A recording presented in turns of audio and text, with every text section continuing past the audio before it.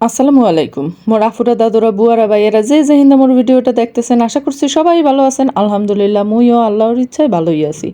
তো আজকে সকাল সকালে ব্লগটা লইয়া আইছি। সকালবেলা রান্নার কাছে গেছিলাম, তো এখানে দেখতে পাইতেছেন মুই একটা কড়াইতে লবণ আর এর মধ্যে একটু ময়দা দিয়া দিছিলাম। এই কড়াইটা মোর নতুন কেনা, যার কারণে এটার মধ্যে লাগতে পড়তে চাই যে কোনো কিছু ভাজতে গেলে।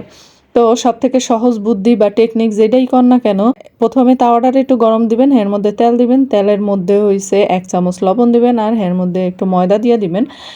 তারপরে ওটার একটু লাড়ায় চাড়ায় তেলটা গরম হয়ে গেলে এর মধ্যে মাছ বা যা কিছুই ভাজতে দেন না কেন কখনোই আর লাগিয়া পড়বে না। তো দেখতেই পাইতেছেন মুই সেই পদ্ধতি অবলম্বন কইরাই মাছগুলো ভাজতে দিছিলাম। আর মুই আজকে রান্না করবো ফুলকপি আলু দিয়ে কই মাছ ভাজা। তো এটা একটু ঝোল ঝোল তরকারি হইবে। আর মুই কিন্তু এই তরকারি একজনের রাতে রান্দা খাইছিলাম, হেই যে রান্দা খাইছি হেই হইতেই মোর এই জিনিসটা ভালো লাগে। এইভাবে তরকারি দিয়ে রান্না করতে খুবই ভালো লাগে।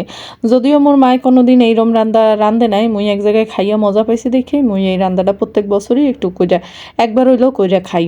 তো এই জায়গায় দেখতে পাইতেছেন খুব সুন্দর করে মাছগুলো ভাজা হইয়া গেছে। আর এই যে মাছগুলো উঠায় ফেলাইলাম। আর কই মাছ দিয়ে তো তেল বাইরে, এটা তো সবাই শুনছেন।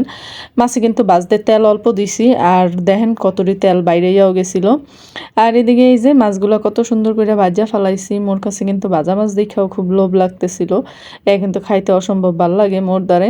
আর ফুলকপি দিয়ে রান্নালে তো কথাই নাই। ফুলকপির তরকারিটা কিন্তু মোরা বরাবরই পছন্দ, মোর বাসার সবাই কিন্তু এই তরকারিটা খুবই পছন্দ করে।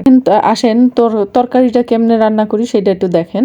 তো এই জায়গা কড়াইতে তেল দিছি, সেই মাছ ভাজা মাছ যে তেল ছিল সেই তেলটাই দিয়ে দিছি এখানে, আলাদা করে আর তেল লাগে নাই। আর এই তো তেলের মধ্যে হচ্ছে ফুলকপি আর আলু প্রথমে দিয়ে দিছিলাম, আর এরপরে এটার মধ্যে সামান্য একটু হলুদ আর লবণ দিয়ে দিছিলাম।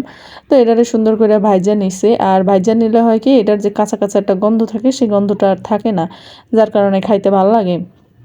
আর সিজন ছাড়া তরকারি খাইতে কিন্তু ভালো লাগে না, কিন্তু আমার কাছে সিজন ছাড়া বলতে ফুলকপি উঠছে, সিম উঠছে, খাইতে না পারলে তো আর মনটা ভালো লাগে না।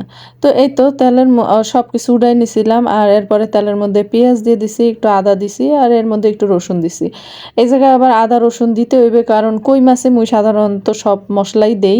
আর যে প্রথমেই একটু জিরা ফোড়ন দিয়ে দিছিলাম, তো এই জিরা ফোড়নটা দেওয়ার কারণেই আলাদা ধরনের একটা টেস্ট আসে আর আলাদা রকম খাইতে ভালো লাগে। তো এরপরে হলুদের গুঁড়া, মরিচের গুঁড়া, তার মধ্যে জিরার গুঁড়া একটু দিয়ে দিছিলাম, আর একটু ধনিয়ার গুঁড়াও দিছিলাম, আর লগে লবণ দিয়ে দিছি স্বাদ মতো লবণ। তো এই তো এরপরে পানি দিয়ে খুব সুন্দর করে মশলাটারে কষায় নেবেন। যত যত বেশি কষাইবেন ততই কিন্তু ভালো লাগবে খাইতে। আর এরপরে যখন একদম মশলা কষানোর পরে তেল উপরে উঠে গেছিলো, এরপরে হইছে ভাজা ফুলকপি আর আলুটা দিয়ে দিছিলাম। তো এইটারে একটু সুন্দর করে মশলা লগে মিলাইয়া তারপর ঝোল দেওয়ার জন্য যেটুক পানি প্রয়োজন সেই পানিটা দিয়ে দিছি। এরপর একে একে সুন্দর করে কই মাছগুলা দিয়া দিছি, যেগুলা ভাইজা উড়াই রাখছিলাম। তো দেখেন কি সুন্দর দেখতে আছে। আর এর মধ্যে একটু কাঁচামরিচ দিয়ে দিছি ফালি কইরা। তো মুই তো একটু ঝাল বেশি খাই, মোর বাসার সবাই ঝাল একটু বেশি পছন্দ করে। তো আপনারা যেরকম ঝাল খাইবেন সেরকম পরিমাণ ঝাল দিয়ে দিবেন, এই জায়গায় ঝাল নিয়ে কোনো কথা নাই। তো দেখেন কি সুন্দর হয়ে গেছে, একদম মাখো মাখো কইরা হয়ে উঠায় ফেলবো। আর দেখতে কিন্তু অসম্ভব লোভনীয় লাগছে। আর কই মাছ মোর যেরম করে রান্ধি না কেন মোর ভালো লাগে। তো এরপরে সব শেষে একটু জিরা টাইল্লা গুঁড়া কইরা নিছিলাম। তো এইটা মুই আলাদা কইরা কখনোই কইরা রাখা দিই না, ইনস্ট্যান্ট করি। আর যখন দরকার হয় তখনই করি, তখনই গুঁড়া কইরা তরকারির মধ্যে দিয়া দিই। তো আজকের রান্না বাড়াতে এইরকমই। মোর ভিডিওটা আপনাদের দ্বারা কেমন লাগছে একটু কমেন্ট করে জানায়েন তো আফুরা। আজ এই পর্যন্তই, ভালো থাকবেন, আল্লাহ হাফেজ।